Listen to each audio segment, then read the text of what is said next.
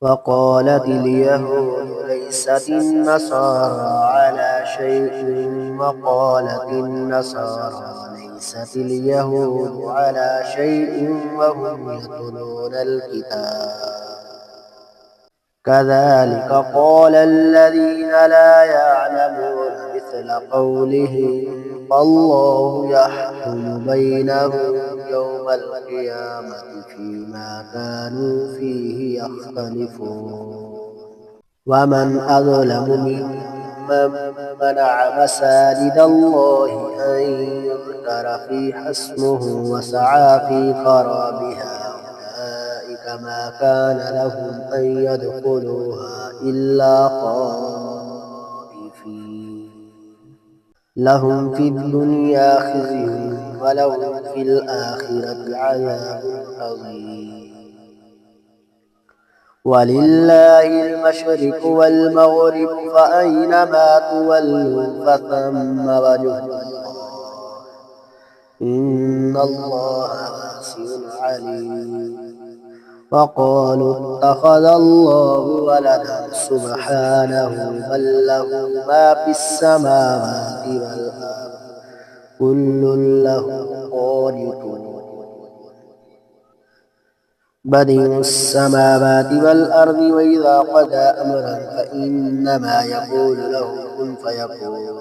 فقال الذين لا يعلمون لولا يكلمنا الله أو تأتينا آية كذلك قال الذين من قبلهم مثل قولهم تشابهت قلوبهم قد بينا الآيات لقوم يوقنون إنا أرسلناك بالحق بشيرا ونذيرا ولا تسأل عن أصحاب الجحيم ولن ترضى عنك اليهود ولا النصارى حتى تتبع ملتهم قل إن هدى الله هو الهدى ولئن اتبعت أهواءهم بعد الذي جاءك من العلم ما لك من الله من ولي ولا نصير الذين آتيناهم الكتاب يتلونه حق تلاوته أولئك يؤمنون به ومن يكفر به فأولئك هم الخاسرون يا بني إسرائيل اذكروا نعمتي التي أنعمت عليكم وأني فضلتكم على العالمين واتقوا يوما لا تجزي نفس عن نفس شيئا ولا يقبل منها عدل ولا تنفعها شفاعة ولا هم ينصرون وإذ ابتلى إبراهيم ربه بكلمات فأتمهن قال إني جاعلك للناس إماما قال ومن ذريتي قال لا ينال عهد الظالمين وإذ جعلنا البيت مثابة للناس وأمنا واتخذوا من مقام إبراهيم مصلى وعهدنا إلى إبراهيم وإسماعيل أن طهر بيتي للطائفين والعاكفين والركع السجود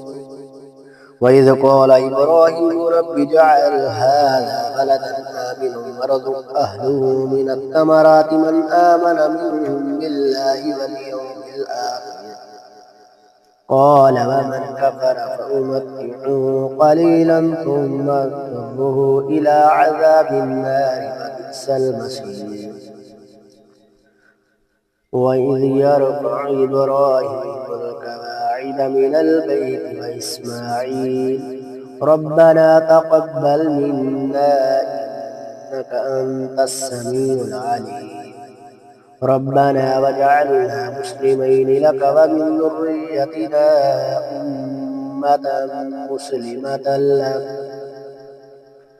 وأرنا مناسكنا وتب علينا إنك أنت التواب الرحيم ربنا وابعث فيهم رسولا منهم يتلو عليهم آياتك ويعلمهم الكتاب والحكمة ويزكيهم إنك أنت العزيز الحكيم ومن يرغب عن ملة إبراهيم إلا من سفي نفسه ولقد اصطفيناه في الدنيا وإنه في الآخرة لمن الصالحين إذ قال له ربه أسلم قال أسلمت لرب العالمين ووصى بها إبراهيم بنيه ويعقوب يا بني إن الله اصطفى لكم الدين فلا تموتن إلا وأنتم مسلمون أم كنتم شهداء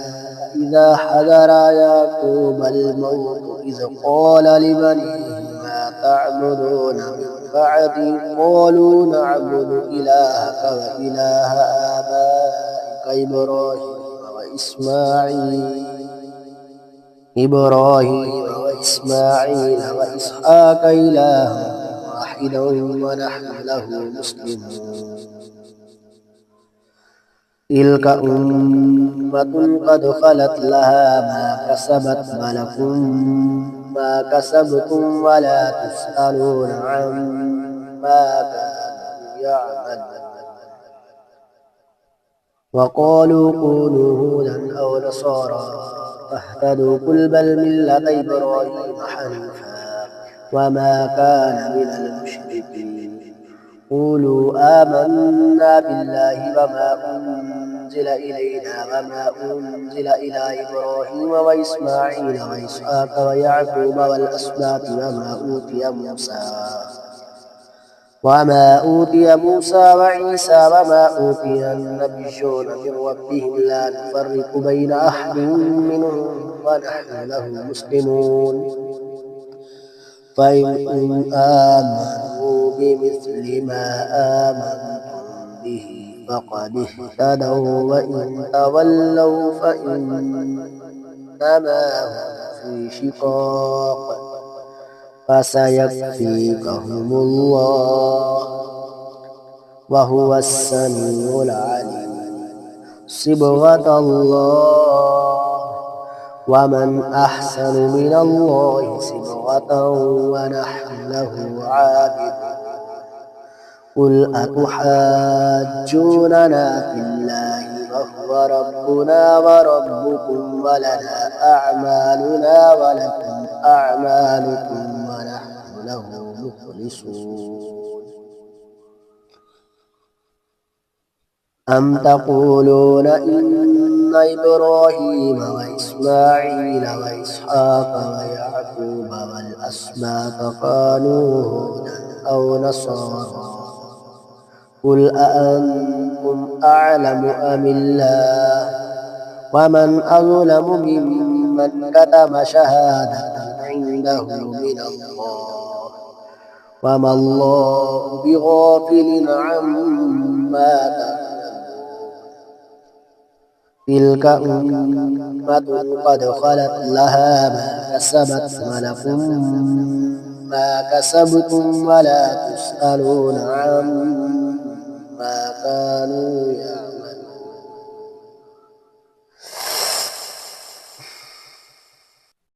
سيقول السفهاء من الناس ما ولاهم عن قبلتهم التي كانوا عليها قل لله المشرق والمغرب يهدي من يشاء إلى صراط مستقيم وكذلك جعلناكم أمة وسطا لتكونوا شهداء على الناس ويكون الرسول عليكم شهيدا وما جعلنا القبلة التي كنت عليها إلا لنعلم من يتبع الرسول ممن ينقلب على عقبيه وإن كانت لكبيرة إلا على الذين هدى الله وما كان الله ليضيع إيمانكم إن الله بالناس لرءوف رحيم قد نرى تقلب وجهك في السماء فلنولينك قبلة ترضاها فول وجهك شطر المسجد الحرام وحيث ما كنتم فولوا وجوهكم شطرة وإن الذين أوتوا الكتاب ليعلمون أنه الحق من ربهم وما الله بغافل عما يعملون. ولئن أتيت الذين أوتوا الكتاب بكل آيات ما تبعوا قبلتك وما أنت بتابع قبلتهم وما بعضهم بتابع قبلة بعض ولئن اتبعت أهواءهم من بعد ما جاءك من العلم إنك إذا لمن الظالمين. الذين آتيناهم الكتاب يعرفونه كما يعرفون أبناءهم وإن فريقا منهم ليكتمون الحق وهم يعلمون. الحق من ربك فلا تكونن من الممترين ولكل وجهة هو موليها فاستبقوا الخيرات أينما تكونوا يأت بكم الله جميعا إن الله على كل شيء قدير. ومن حيث خرجت فول وجهك شطر المسجد الحرام وإنه للحق من ربك وما الله بغافل عما تعملون. ومن حيث خرجت فول وجهك شطر المسجد الحرام وحيث ما كنتم فولوا وجوهكم شطره لئلا يكون للناس عليكم حجة إلا الذين ظلموا منهم فلا تخشوهم واخشوني ولأتم نعمتي عليكم ولعلكم تهتدون. كما أرسلنا فيكم رسولا منكم يتلو عليكم آياتنا ويزكيكم ويعلمكم الكتاب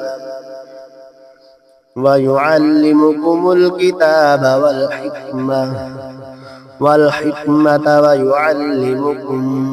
ما لم تكونوا تعلمون. فاذكروني أذكركم واشكروا لي ولا تكفرون. يا أيها الذين آمنوا استعينوا بالصبر والصلاة إن الله مع الصابرين. ولا تقولوا لمن يقتل في سبيل الله أموات بل أحياء ولكن لا تشعرون. ولنبلونكم بشيء من الخوف والجوع ونقص من الأموال والأنفس والثمرات وبشر الصابرين الذين إذا أصابتهم مصيبة قالوا إنا لله وإنا إليه راجعون. أولئك عليهم صلوات من ربهم ورحمة وأولئك هم المهتدون. إن الصفا والمروة من شعائر الله فمن حج البيت أو اعتمر فلا جناح عليه أن يطوف بهما ومن تطوع خيرا فإن الله شاكر عليم. إن الذين يكتمون ما أنزلنا من البينات والهدى من بعد ما بيناه للناس في الكتاب أولئك يلعنهم الله ويلعنهم اللاعنون إلا الذين تابوا وأصلحوا وبينوا فأولئك أتوب عليهم وأنا التواب الرحيم إن الذين كفروا وماتوا وهم كفار أولئك عليهم لعنة الله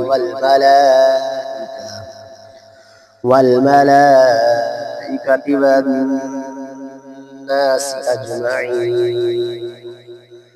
خالدين فيها لا يخفف عنهم العذاب ولا هم ينذرون وإلهكم إله واحد لا إله إلا هو الرحمن الرحيم إن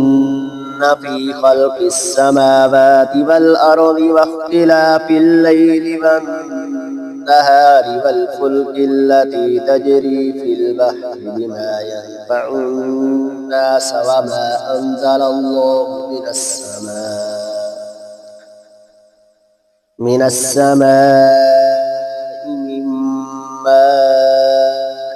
فأحيا به الأرض بعد موتها وبث فيها من كل دابة وتصريف الرياح والسحاب المسخر بين السماء والأرض لآيات لقوم يعقلون ومن الناس من يتخذ من دون الله أندادا يحبونهم كحب الله والذين آمنوا أشد حبا لله ولو يرى الذين ظلموا إذ يرون العذاب أن القوة لله جميعا وأن الله شديد العذاب إذ تبرأ الذين اتبعوا من الذين اتبعوا ورأوا العذاب وتقطعت بهم الأسباب فقال الذين اتبعوا لو أن لنا كرة فنتبرأ منهم كما تبرأوا منا كذلك يريهم الله أعمالهم حسرات عليهم وما هم بخارجين من النار يا أيها الناس كلوا مما في الأرض حلالا طيبا ولا تتبعوا خطوات الشيطان إنه لكم عدو مبين إنما يأمركم بالسوء والفحشاء وأن تقولوا على الله ما لا تعلمون وإذا قيل لهم اتبعوا ما أنزل الله قالوا بل نتبع ما ألفينا عليه آباءنا أولو كان آباؤهم لا يعقلون شيئا ولا يهتدون ومثل الذين كفروا كمثل الذي ينعق بما لا يسمع إلا دعاء ونداء صم عمي فهم لا يعقلون يا أيها الذين آمنوا كلوا من طيبات ما رزقناكم واشكروا لله إن كنتم إياه تعبدون إن إنما حرم عليكم الميتة والدم ولحم الخنزير وما أهل به لغير الله فمن اضطر غير باغ ولا عاد فلا إثم عليه إن الله غفور رحيم. إن الذين يكتمون ما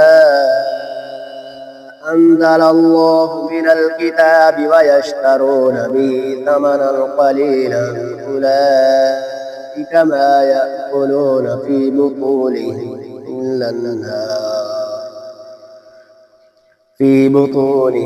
إلا النار ولا يكلمهم الله يوم القيامة ولا يزكيهم ولهم عذاب أليم. أولئك الذين اشتروا الضلالة بالهدى والعذاب بالمغفرة فما أصبرهم على النار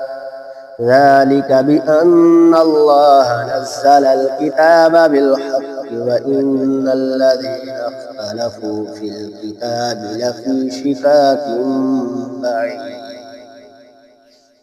ليس البر أن تولوا وجوهكم قبل المشرق والمغرب ولكن البر من آمن بالله واليوم الآخر والملائكة والكتاب والنبيين وآتى المال على حبه ذوي القربى واليتامى والمساكين وابن السبيل والسائلين وفي الرقاب وأقام الصلاة وآتى الزكاة والموفون بعهدهم إذا عاهدوا والصابرين في البأساء والضراء وحين البأس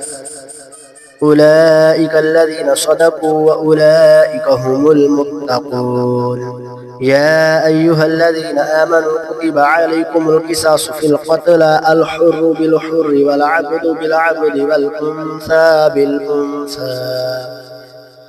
فمن عفي له من أخيه شيء فاتباع بالمعروف وأداء إليه بإحسان ذلك تخفيف من ربكم ورحمة فمن اعتدى بعد ذلك فله عذاب أليم. ولكم في القصاص حياة يا أولي الألباب لعلكم تتقون. كتب عليكم إذا حضر أحدكم الموت إن ترك خيرا الوصية للوالدين والأقربين بالمعروف حقا على المتقين فمن بدله بعدما سمعه فإنما إثمه على الذين يبدلونه إن الله سميع عليم. فمن خاف من موص جنفا أو إثما فأصلح بينهم فلا إثم عليه إن الله غفور رحيم. يا أيها الذين آمنوا كتب عليكم الصيام كما كتب على الذين من قبلكم لعلكم تتقون أياما معدودات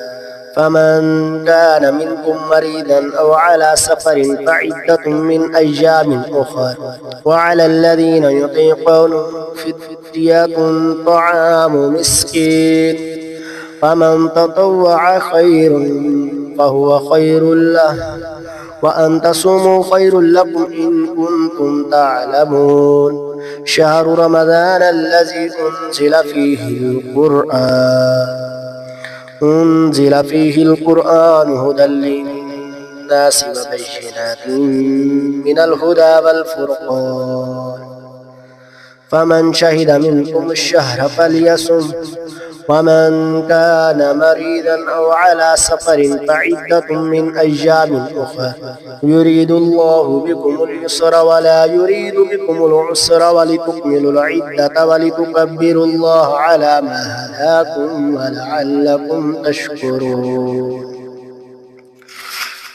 وإذا سألك عبادي أني فإني قريب أجيب دعوة الداعي إذا دعاني فليستجيبوا لي وليؤمنوا بي لعلهم يرشدون.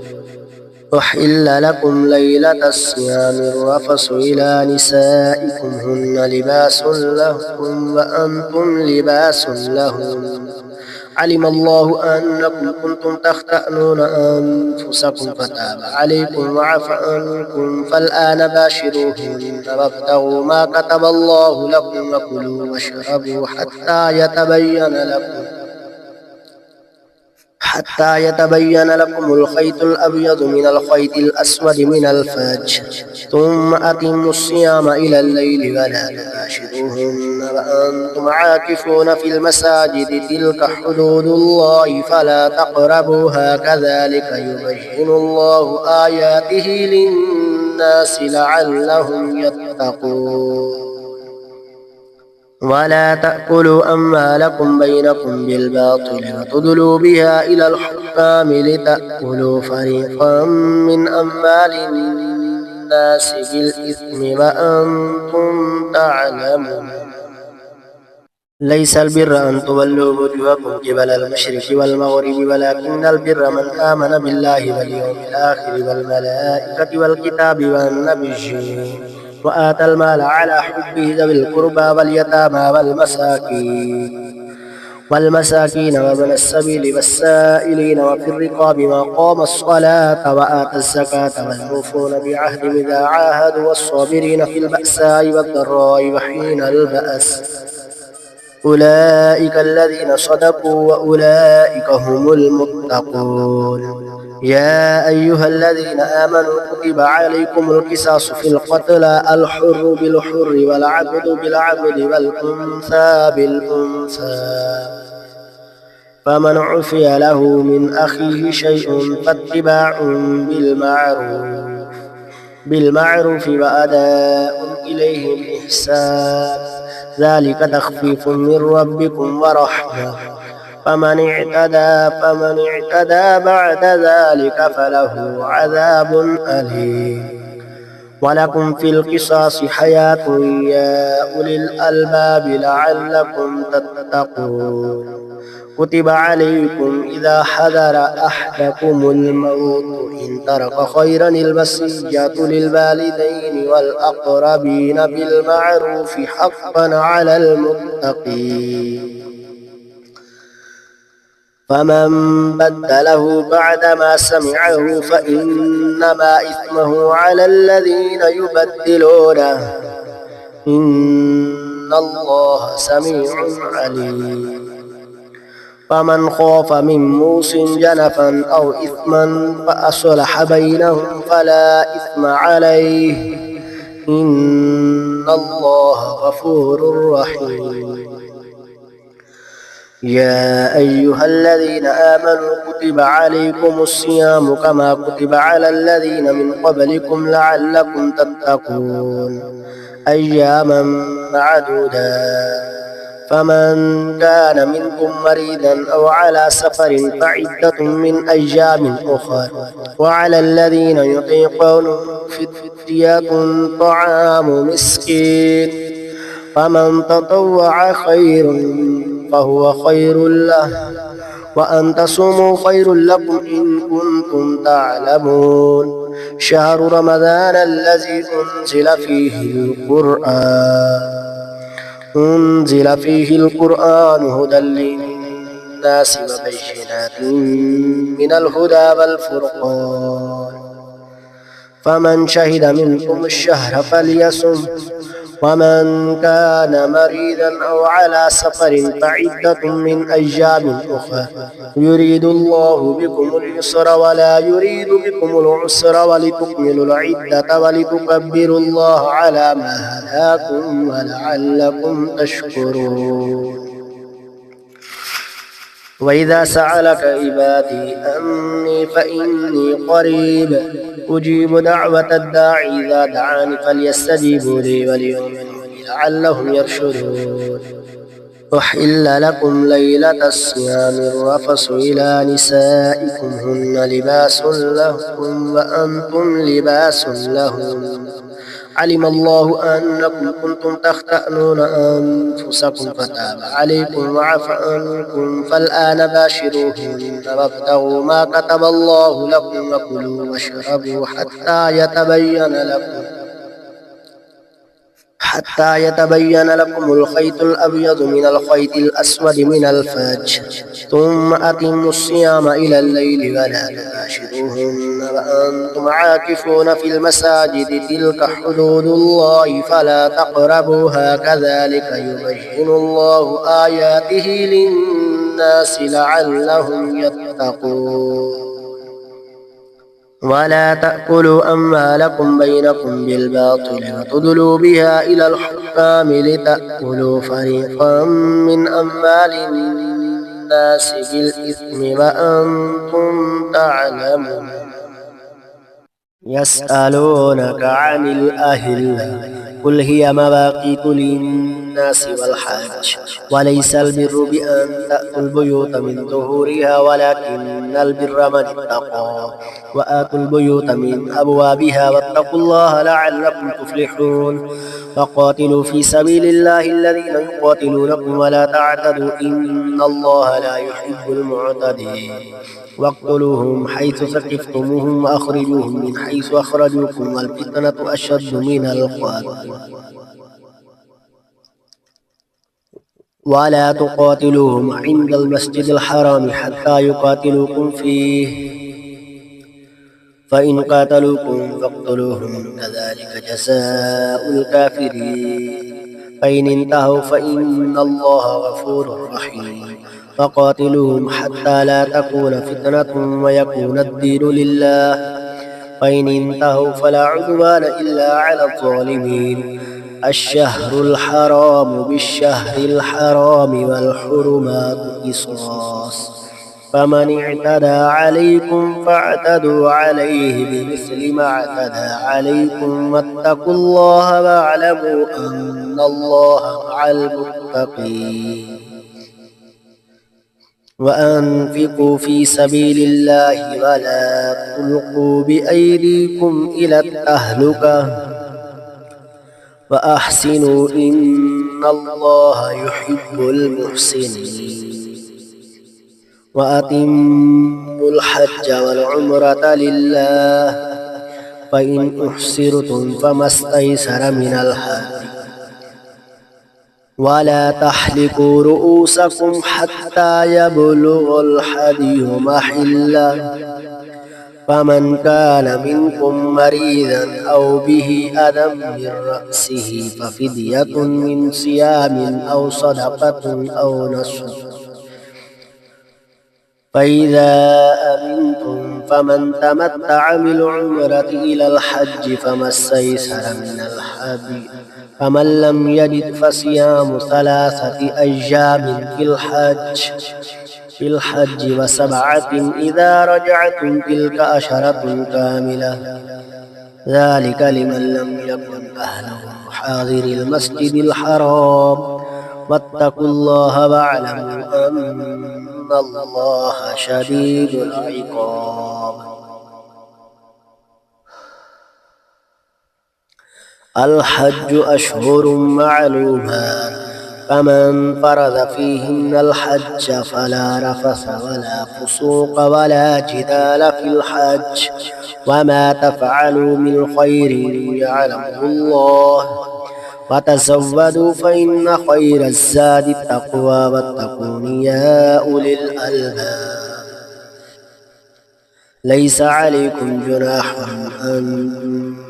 تبتغوا فضلا من ربكم فإذا أفضتم من عرفات فاذكروا الله عند المشعر الحرام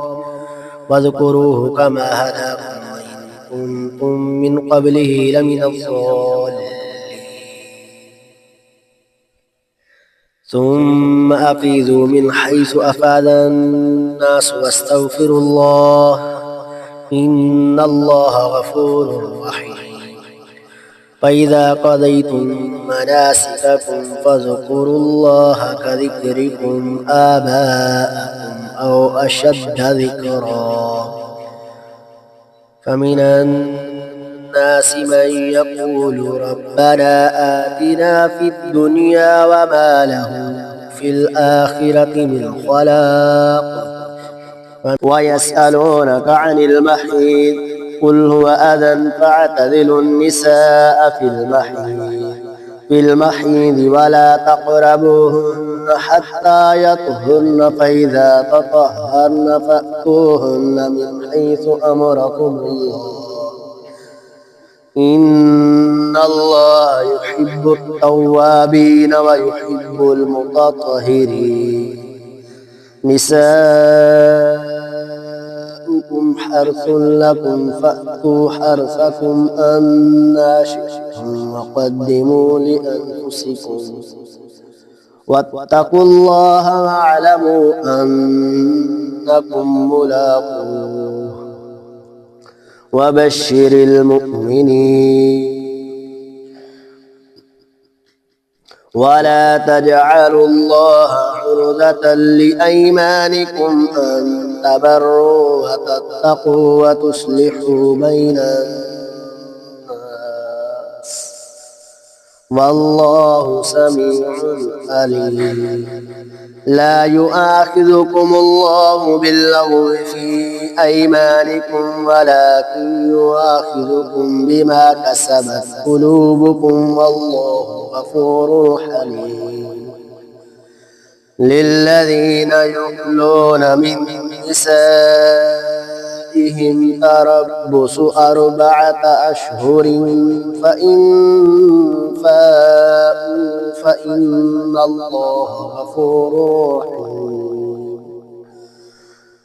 وإن عزموا الطلاق فإن الله سميع عليم والمطلقات يتربصن بأنفسهن 3 قروء ولا يحل لهن أن يكتمن ما خلق الله في أرحامهن إن كن يؤمن بالله واليوم الآخر فبعولتهن أحق بردهن في ذلك إن أرادوا إصلاحا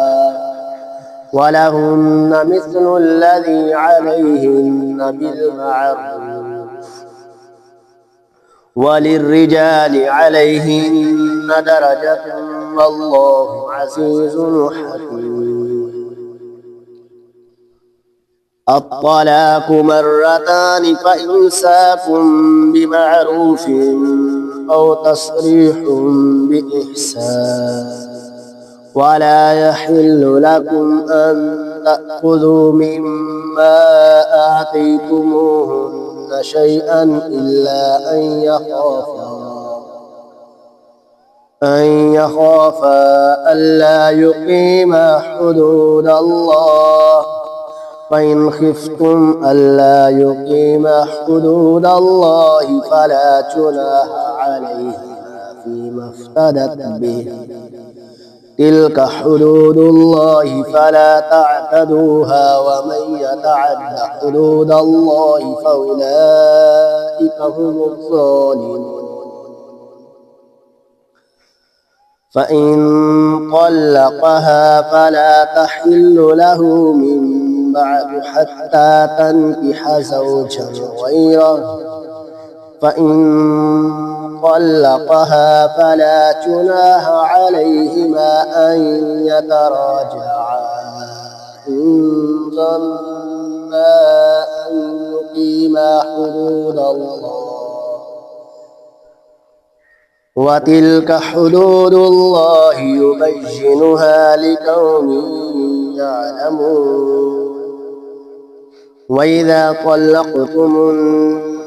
النساء فبلغن أجلهن فأمسكوهن بمعروف أو سرحوهن بمعروف